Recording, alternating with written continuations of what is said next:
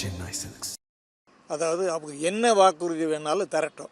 இப்போ இருக்கிற financial position, அதாவது பொருளாதார மாநிலத்தினுடைய பொருளாதாரம் என்னன்னு தெரியும், என்ன கடன்னு தெரியும், அதை நம்மளால் திருப்பி அடைக்க முடியுமா, அல்லது என்ன வாக்குறுதி கொடுத்தாலும் அந்த வாக்குறுதியை நிறைவேற்றினா எவ்வளோ கடன் சுமையோ அல்லது மக்களுக்கு இன்னும் வரி சுமையோ அதிகமாகுன்னா அதை அவங்களால தாங்க முடியுமா, இதெல்லாம் யோசனை பண்ணி வாக்குறுதிகளை கொடுக்கணும்.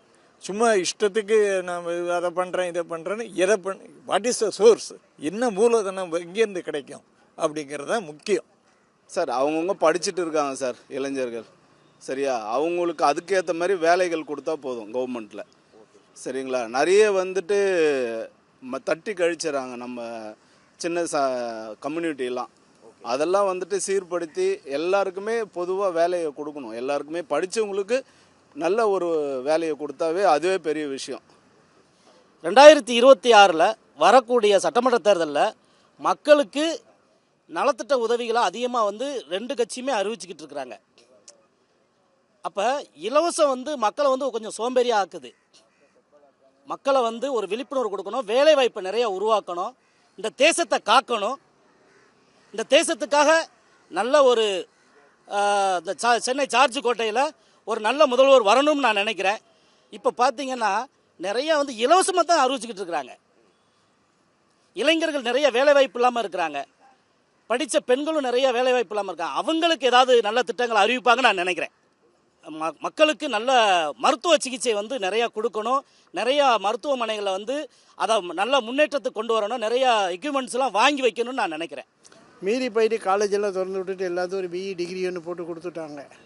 எந்த டிகிரிக்காரரும் படிச்சுட்டு வந்த உடனே இங்கே சப்ஜெக்ட்டுக்கு யாருக்குமே வேலை தெரியறதும் இல்லை. அவங்கெல்லாம் என்ன பண்ணுறாங்கன்னா, நீங்கள் இப்போ நாங்கள்லாம் இருக்க சீனியர் ஆகிட்டோம், எங்களுக்கெல்லாம் சோஷியல் மீடியா பற்றி தெரியாது. சோஷியல் மீடியா பற்றி தெரிஞ்சுக்கிறதுக்காகவே ஒரு பையன் அப்பாயின்ட் பண்ண வேண்டியிருக்கு. சோஷியல் மீடியா எங்களுக்கும் இல்லாமல் இந்த இது மொபைலெலாம் இல்லாமல் ஒர்க் பண்ண முடியாது. இதுக்கு தான் நாங்கள் அப்பாயின்ட் பண்ணுறோம். அவங்களுக்கு சப்ஜெக்ட் தெரிய மாட்டேங்குது, இந்த மாதிரி ஒரு சூழ்நிலையில் இருக்குது. இதுக்கு அவங்களுக்கு வேலை வாய்ப்பு கொடுக்கணும்னா இதை ஏதாவது ஒரு கண்ட்ரோல் பண்ணி படித்த சப்ஜெக்டில் ஒரு எக்ஸ்பர்ட்டாக வெளியே வர்றதுக்கு அதுக்கு ஏதாச்சும் ஒரு முடிவு எடுக்கணும் அவங்க கவர்மெண்ட்டு. அது மாதிரியான வாக்குறுதி கொடுக்கணும்னு நினைக்கிறேன். ஆமாம் காலேஜ்லேயே சும்மா வந்தோன்னே வேலை கிடைக்க முடியாது. காலேஜில் ப்ராக்டிக்கல் ஓரியன்டாக வெளியே வரணும். அப்போ எல்லா எம்ப்ளாயீஸுக்கும் ஈஸியாக இருக்கும். கல்விக்கு ப்ரையாரிட்டி கொடுக்கணும். கல்வி ஸ்பெண்ட் பண்ணுறதை கரெக்டாக ஸ்பெண்ட் பண்ணலாம். அது போய் சேருதாக பார்க்கணும். 40,000 கோடி சேருது, 50,000 சொல்லி பாப்புலைஸ் பண்ணுறாங்க. ஆனால் அது எவ்வளோ தூரம் போய் சேருது, எவ்வளோ சேர்ந்துருக்கு, அதுக்கு ஒரு பிஸ்னஸ் சைக்கிள், ஒரு கேஷ் சைக்கிளோ அந்த இது மாதிரிலாம் கொண்டாடலாம். ரெண்டாவது ஃப்ரீ பீஸை கண்டிப்பாக நிறுத்தணும். மக்களுடைய டெவலப்மெண்ட் அந்த 140 கோடி மக்கள் எத்தனை பேர் வேலை இல்லாமல் இருக்காங்க, படித்தவன் படிக்காதவன் எல்லாருக்கும் வேலைக்கு ஆப்பர்ச்சுனிட்டி என்ன சொல்லணுமோ அதுக்கு தகுந்த மாதிரி திட்டங்களை கொண்டாந்து செய்தால் நல்லாயிருக்கும். இதுதான் என்னுடைய, யார் அந்த மாதிரி வராங்களோ அவங்களுக்கு தான் என்னுடைய ஓட்டு. பார்த்திங்கன்னா 20-25 வருஷமாக பார்த்தீங்கன்னா அங்கே பட்டா கிடையாது. பல கட்சிகள் பேசிட்டு நாங்களும் மனுவெல்லாம் போட்டு கலெக்டர் ஆஃபீஸ் முன்னாடிலாம் போய் கண்டன ஆர்ப்பாட்டம்லாம் பண்ணோம். சென்னைக்கு போய் மனு எழுதி கொடுத்தோம்.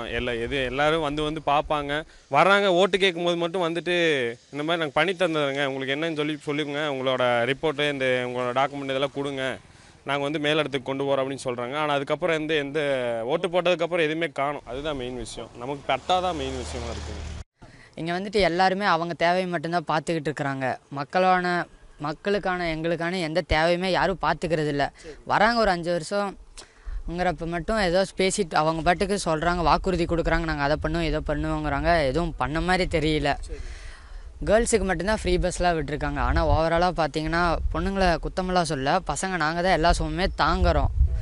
ஆனால் எங்களுக்குங்கிறது ஃப்ரீயாக எதுவுமே இல்லை. பஸ்ஸில் கூட பொண்ணுங்களுக்கு தான் முன்னாடி இடம் கொடுக்குறாங்க, பசங்க எங்களுக்கு யாருமே ஃப்ரீயாக எதுவுமே கொடுக்குறதில்ல. எங்களுக்கும் இலவச பஸ்ஸு, பேருந்து அந்த மாதிரி ஏதாச்சும் கொடுத்தா பரவாயில்ல. பசங்களையும் கொஞ்சம் மதிக்கணும். அது எங்களுக்கு எங்களுக்கும் எல்லா வசதியும் பண்ணி தரணும். யார் டாஸ்மார்க்கை ஒழிக்கிறாங்களோ அவங்களுக்கு எங்கள் பகுதியினுடைய ஓட்டு அப்படிங்கிற மாதிரி தான் நாங்கள் முடிவெடுத்து வச்சுருக்கிறோம்.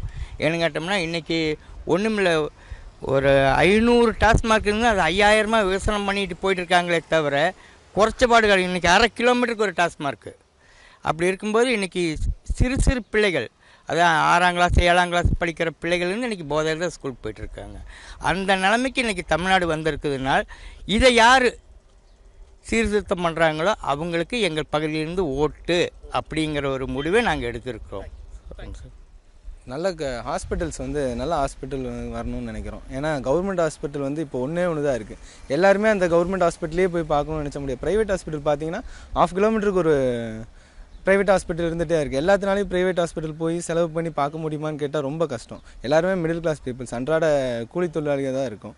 அதே மாதிரி இந்த சின்ன வயசுலேயும் எல்லாருமே போதைக்கு அடிமையாகிடுறாங்க. எல்லாமே கிடைக்குது இங்கே. கஞ்சா, தண்ணி, சரக்கு எல்லாமே இங்கே ஈஸியாக கையில் கிடச்சிருது. இதெல்லாம் மேக்ஸிமம் ஒழிச்சாங்கன்னா அவங்களுக்கு தான் நம்ம சப்போர்ட்டாக இருக்கும்.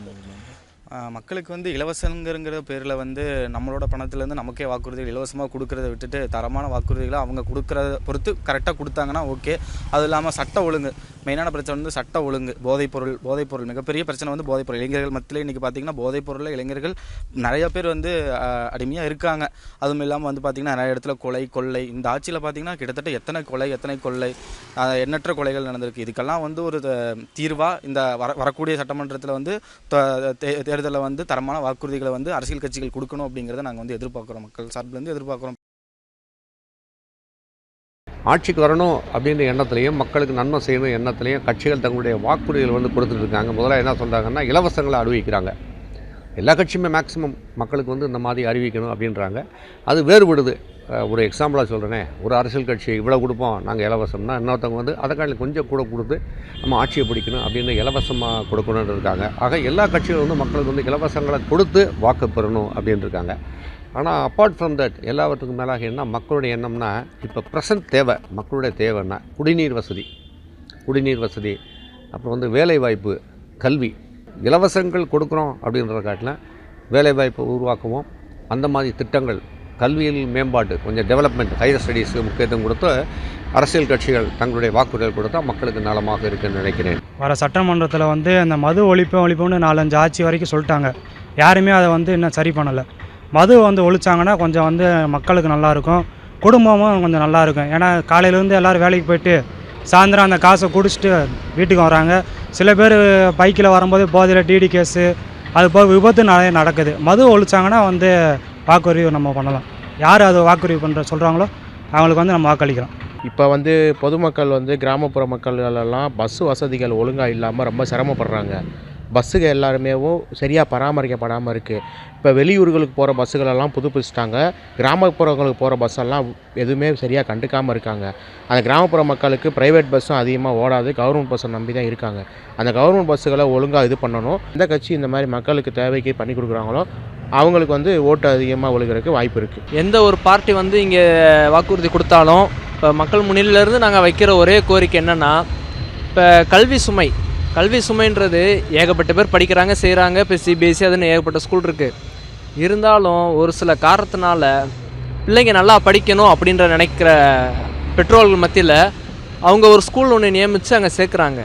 அப்படி சேர்க்கும்போது போதுமான அளவுக்கு அவங்களால கட்டணம் செலுத்த முடியல. அப்படி செலுத்த முடியாமல் போகிறனால அவங்க அதிகபட்சம் கடன் வாங்குகிற நிலைமைக்கு வர்றாங்க. கடன் வந்து லோனில் வாங்கினாலும் பரவாயில்ல, இருந்தாலும் வட்டி அந்த மாதிரி அவங்களால முடியாத பட்சத்துக்கு வட்டி செய்கிறது இந்த மாதிரி சுச்சுவேஷனுக்கு உள்ளே தள்ளப்படுறாங்க. இந்த கல்வி கடன் சொல்லி ஒன்று தனியாக மானியம் போட்டு எல்லாருக்கும் கொடுக்குற மாதிரி கடைசி நேரத்தில் தள்ளுபடி பண்ணாங்கன்னா இன்னும் கொஞ்சம் வசதியாக இருக்கும். இந்த வசதி வந்து பார்த்திங்கன்னா இங்கே இருக்கிற தமிழ்நாட்டில் இருக்க எல்லா பெற்றோர்களுக்கும் ஒரு உபயோகமாக இருக்கும். இது ஒரு கோரிக்கையாக நான் முன்வைக்கிறேன்.